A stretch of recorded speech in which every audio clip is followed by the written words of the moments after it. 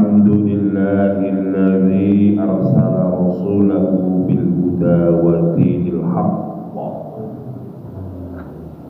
أشهد أن لا إله إلا الله وأشهد أن محمدا عبده ورسوله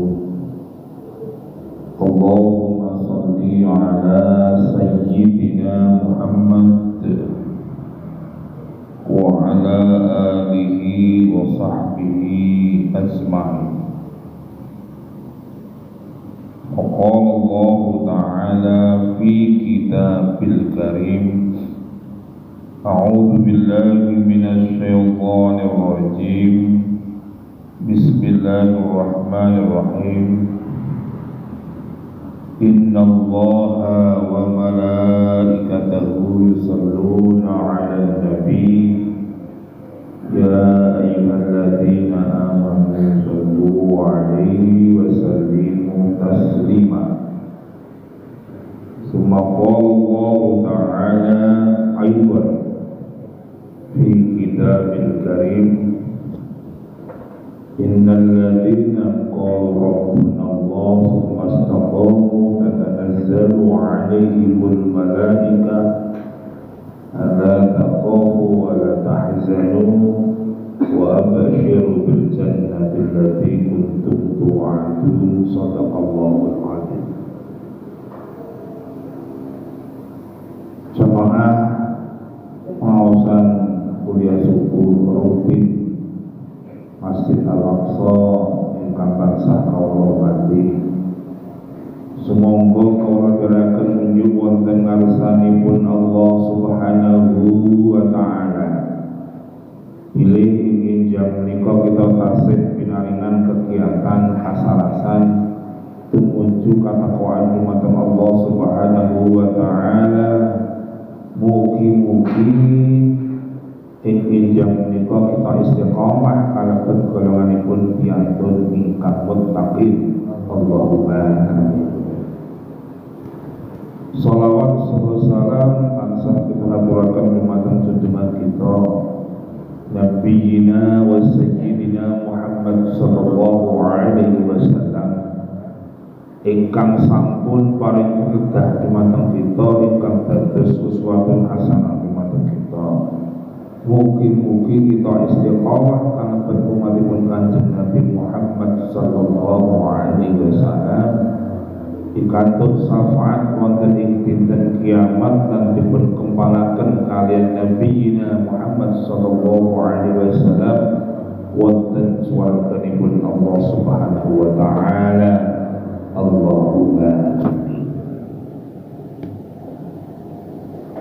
Hadirin hadirat ingkang tansah kawula hormati, badhe kawula lajengaken makalah ingkang sampun kawula kawulaken 1 bulan yang lalu nggih menika benteng dari godaan setan. Dalam ambali malih diriwayatkan saking Ka'ab al-Akhbar radhiyallahu anhu al-khusun lil mu'minina minasyaiton salasun. Benteng lil mukminin untuk orang-orang mukmin, orang-orang yang beriman minasyaiton dari godaan setan salasun wonten 3 perkawis. Yang pertama al-masjidu, nggih menika masjid. Nika nate kawula bahas. Dados piyantun ingkang beriman dengan masjid ini merasa damai. Menika dados parameter kita segerai kok muhasabah wabil khusus kula piyambak sumrambahipun para jamaah. Kita dengan masjid ini ada kekuatan apa? Yang kita menawa kalian masjid biasa-biasa kemawon, bahkan merasa terganggu mak cedak masjid nang grebeg-grebeg itu, maka dipertanyakan keimanan kita. Menika saged dados parameter kalau orang yang beriman dengan masjid itu ibarat sebuah perlindungan yang maha dahsyat dunia dan akhirat. Kanjeng Nabi paring sabda, tahukah siapa orang yang beriman itu? Kanjeng Nabi Muhammad melanjutkan, orang yang beriman itu orang yang setiap hari terlihat hilir mudik masuk keluar masjid. Itulah orang yang beriman. 7 golongan ingkang pikantuk pitulunganipun Allah, boten wonten pitulungan kajawi pitulunganipun Allah nggih menika sinten? Rajulun qalbuhu mu'allaqun fil masajid, seorang laki-laki yang hatinya selalu tergantung dengan masjid. Pramila piyantun ingkang beriman, perlindungan pertama itu adalah masjid. Orang yang beriman dengan masjid itu sebuah kekuatan yang sangat luar biasa. Ibarat ikan dengan air. Yen wonten iwak ora gelem banyu menika mboten iwak. Kalau orang yang beriman menika mboten betah kalian masjid. Bahkan merasa terganggu dengan masjid, dipertanyakan keimanannya. Ini yang pertama. Ini nanti kalau bahas menawi suatu bulan yang lalu. Ingkang nomor kali al-khusum lil mu'minin, benteng-benteng lil mu'minin untuk orang yang beriman, minasyaitan dari godaan setan. Salasun niku tiga ingkang nomor kali nggih menika wa zikrullah. Benteng orang yang beriman ingkang nomor kali menika piantun ingkang remen zikir kepada Allah. Terus orang yang beriman ini benteng yang kedua adalah zikir. Amargi menapa? Ketika Allah memberikan waktu 24 jam, menika semua makhluk sama. Entah orang Indonesia, orang Amerika, kiai, ustaz, santri, wong Islam, non muslim, semuanya akan diberikan waktu oleh Allah 24 jam. Lah piyantun ingkang beriman menika di waktu 24 jam ini lebih banyak zikirnya kepada Allah daripada urusan dunia. Efekipun apa? Efekipun kehidupan di dunia itu tidak sia-sia. Allah memberikan apapun tidak sia-sia. Ayat menika asring kula bahas wonten ing majelis minulya menika. Alladzina yadhkuruna Allaha qiyaman wa qu'udan wa 'ala junubihim wa yatafakkaruna fi khalqis samawati wal ardh. Orang-orang yang beriman itu masih ada hubungannya dengan ayat ini. Orang yang selalu ingat kepada Allah, yang gurunallaha qiyama, berdiri, qu'udan, duduk, wa junuban, berbaring, dalam keadaan sehat, dalam keadaan sakit, dalam keadaan tua, dalam keadaan muda, dalam keadaan kaya, dalam keadaan miskin, dalam keadaan senang, dalam keadaan susah, selalu zikir kepada Allah.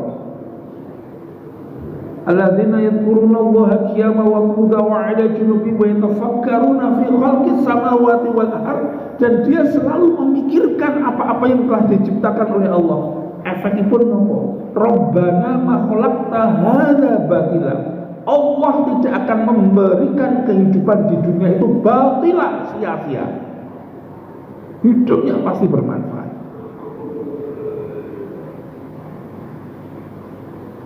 Pramila para bapak-bapak, ibu-ibu yang hormati, benteng orang yang beriman yang kedua, dia selalu berzikir kepada Allah. Wonten malih piyantun alasan laung urusan iki wakil sibuk zikir iki. Di sela-sela kehidupan dunia ini kita masukkan selalu ingat kepada Allah. Berarti menapa kemawon zikir kepada Allah. Yen cara gampangipun nggih. Secara mudahnya, teori secara mudahnya menika sampun dipun metodenya Kanjeng Nabi sudah diterapkan. Apapun kita awali dengan nama Allah, kemudian setelah pekerjaan itu selesai kita tutup dengan pujian kepada Allah, itu termasuk zikir. Maca Quran zikir. Tapi zikir yang ini adalah apapun urusan, menapa kemawon. Nika cara simpelipun kemawon. diawali dengan nama Allah, dipun kunci kalian pujian kalian Allah. Bismika Allahumma ahya wa bismika amut, alhamdulillahilladzi ahyana ba'dama amatana. Kemudian bismillahirrahmanirrahim dikompleti nggih boten napa-napa, Allahumma barik lana. Dipun tutup alhamdulillahilladzi at'amana, ya boten napa nggih alhamdulillah tok nggih boten napa-napa. Ini selalu Allah dihadirkan dalam kehidupan kita. Maka ini benteng dari godaan setan. Badhe tindak wonten ing kantor, badhe tindak wonten ing nyambut damel, badhe tindak teng peken. Menapa kemal Allah dihadirkan? Insya Allah kalau Allah itu dihadirkan, selama proses kita bekerja, kita dilindungi oleh Allah, dan hasilnya, hasil dari kita bekerja, harta yang kita cari, kita tutup dengan alhamdulillah, pujian dari Allah. Insya Allah harta ini memberikan kekuatan kita untuk taat kepada Allah dan dihancurkan sifat sombong harta yang diberikan dari Allah. Nah ini kok. Nanti kalau bahas ini, zikir menika wonten 3 cara berzikir. Zikir secara qauliyah, biqalbiyah, wa fi'liyah. Qauliyah terbagi 2. Bijar dan bisir. Bijar menika diucapkan, bisir itu secara dibatin yen basa Jawanipun mangkat. Yen Al-Aqsa menika bibar salat bijar. Tapi di masjid lain bisir. Sing bener di yen dipun tempoke rene entake semuanya benar. Yang salah itu yang saling menyalahkan dan merasa benar. Pun sing ngajeng bijar nggih monggo, bisir nggih wonten. Dalile nggih sami-sami ada. Lebih kauliyah, dikir secara bikauliyah, ucapkan. Fadilahnya pun luar biasa. Mereka nanti kalau bahas. Umpaminipun, membaca kalimat istighfar, kalimat thayyibah, astaghfirullahaladzim. Kita nggih ampun hanya sekedar tahu bunyinya, tapi juga harus paham maknanya. Ampunilah aku ya Allah. Saya minta ampun kepada Allah. Sing sinten piyantunipun kersa maos kalimat istighfar dan menika dipun tampi kalian Allah. 1 kalimat istighfar mampu menghancurkan 70 tahun dosa. Umpamanipun kita menika tindak dari rumah ke masjid setiap hari, umpamanipun 3 menit. Suwe-suwene nggih 5 menit nggih. Amargi wonten daerah menika menawi dindi cedhak masjid. 5 menit dari rumah ke masjid atau 3 menit dari rumah ke masjid, nggo maca kalimat istighfar mung angsal pinten. Astagfirullahaladzim, astagfirullah. Sak menit kemawon mungkin sampai 30 sampai 40 kali. Lah kalau kita menika mampu setiap hari menghidupkan kalimat istighfar, 70 tahun dosa itu akan dihilangkan. Kalau menika dipun tampi kalian Allah. Dan piyantun ingkang manlaziman istighfaron, piyantun ingkang melazimkan, menghidupkan, membiasakan kalimat istighfar, Allah akan memberikan yarzuqhu ghairu min ayyatasib. Allah memberikan rezeki dari arah yang tidak kita tempuh. Itu piyantun ingkang kersa maos zikir. Terus kita untuk kersa maos bismillah dalam setiap awal perbuatan. Kulo amarin dibalik layuta bismillahirrahmanirrahim wa huwa amtar. Piyantun ingkang kersa maos kalimat bismillah, nama Allah disebut sebelum perbuatan itu kita lakukan, Allah menurunkan barokah. Yang boten kersa Allah memutuskan barokah. Sama-sama minum air putih, sama-sama minum air teh umpamipun, siji nganggo bismillah, siji mboten. Gizi yang masuk sama-sama menghilangkan dahaga. Tetapi orang yang minum air teh itu dengan mengucapkan kalimat bismillah, kalori dari gula ini menimbulkan kekuatan yang selalu untuk taat kepada Allah. Nggih padha kuwate. Nanging kekuatan yang diawali dengan nama Allah, kekuatan itu menimbulkan kekuatan untuk lebih taat kepada Allah. Kita kersa maos subhanallah wa bihamdi subhanallah il azim. Bisir atau bijar, munfarid atau bijamiah monggo. kalimatani, dua kalimat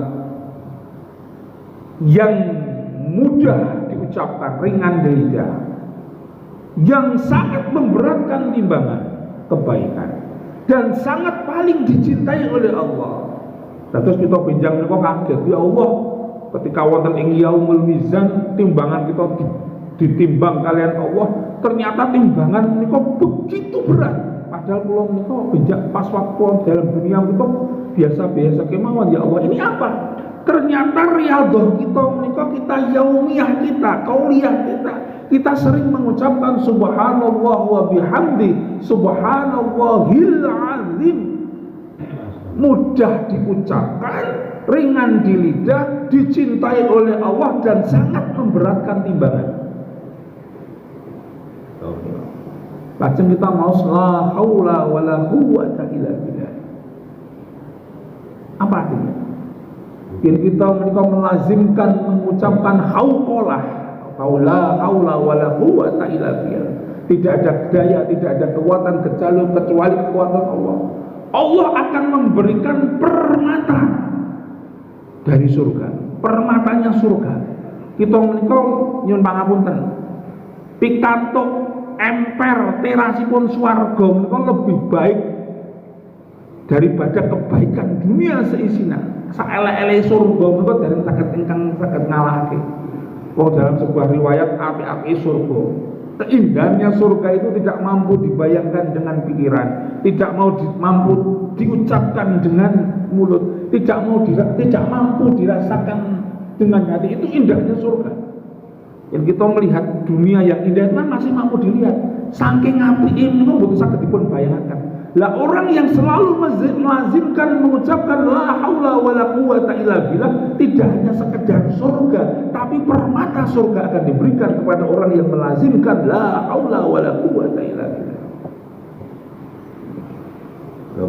Yang kita kula bahas babakan kalimat thayyibah satu demi satu menika banyak wae. Ingkang bahkan kauliyah kita ucapkan.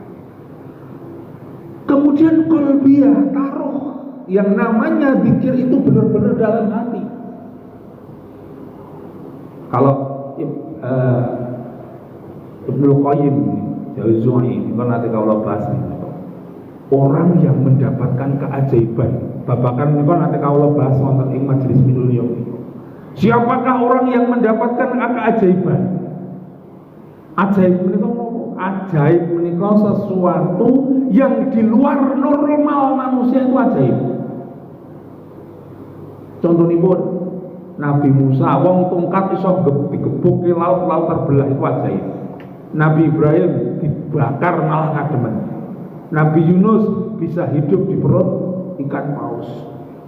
Nabi Muhammad jari-jarinya bisa mengeluarkan air. Nabi Isa bisa menghidupkan orang mati. Itu kan ajaib. Sesuatu di luar normal kebiasaan manusia. Dan keajaiban kepada manusia menika namanya lain-lain. Kalau kepada Nabi dan Rasul namanya mukjizat, kepada aulia para wali namanya karomah, kepada manusia yang beriman namanya maunah, kepada orang kafir pun diberi keajaiban oleh Allah namanya istidraj.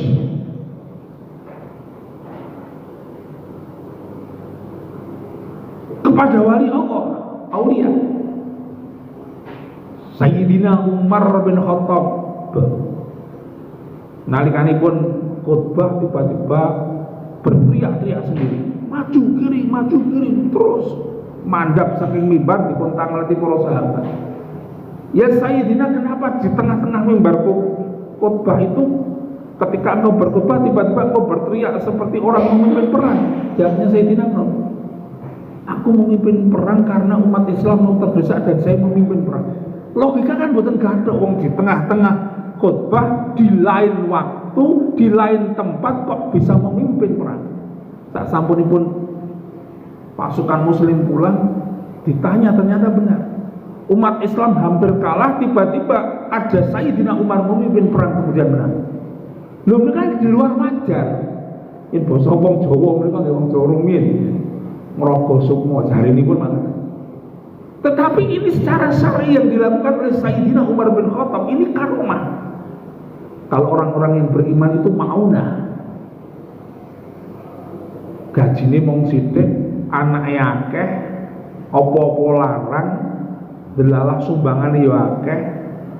Secara logika mboten gathuk kuwi duitku yen tak dum menika ora gathuk. Tetapi dia orang yang beriman selalu diberikan rasa cukup oleh Allah. Ini maunah. Lah itu keajaiban dalam kehidupan kita itu bisa kita munculkan, bisa kita buat. Caranya apa? Ibnu Qayyim al-Jauziyyah mengatakan yang pertama tahalli, yaitu hancurkan seluruh dosa-dosa kita. Dosa kepada Allah perbanyak istighfar, taubatan nasuha.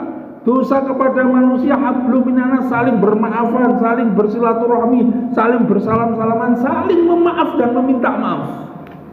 Ini kunci pertama. Kalau kita masih mempunyai dosa kepada Allah, masih kita menyakiti saudara kita, masih memutuskan tali persaudaraan, keajaiban itu tidak akan muncul. Wabil khusus di negara kita, negara Gemah Ripalo Jinawi, kudune makmur tetapi sesama umat Islam saling menyerang, saling memfitnah, menyebar hoax dan sebagainya. Keajaiban di Indonesia tidak akan muncul. Maka sebagai orang yang beriman, yang pertama hancurkanlah dosa kita kepada Allah, selesaikan dosa kita kepada manusia.